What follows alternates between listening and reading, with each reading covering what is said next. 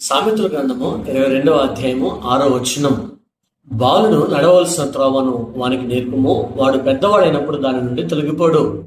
బాలునికి త్రోవ నేర్పించాల్సింది ఎవరు? నడవలసిన మార్గాన్ని తెలియచేయాల్సింది ఎవరు? బాలుని యొక్క జీవితం బాగుండాలని చిన్న వయసులోనే కాన్వెంట్స్ లో జాయిన్ చేయడం, చక్కటి చదువులు విద్యాభ్యాసాలు నేర్పించడం తల్లిదండ్రులు చేస్తూ ఉన్నారు.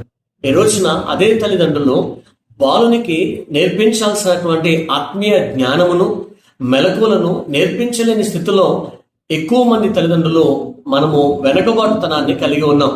కానీ గమనించండి, దేవుడు మన జీవితంలో ఇచ్చినటువంటి ప్రణాళిక నెరవేరాలి అని అంటే తల్లిదండ్రులు తమ యొక్క బాధ్యత ప్రకారముగా బాలునికి నడవలసిన త్రోవ నేర్పించాలి అన్న జీవితాన్ని మనం పరిశీలించినట్లయితే సమయలకు నేర్పించింది చక్కటి జీవన విధానాన్ని. అతని 3-4 సంవత్సరాల వయసులో దేవునికి ప్రతిష్ఠించినప్పుడు అతను మోకాళ్ళుని ప్రార్థించిన వాడిగా మనకు కనిపించాడు.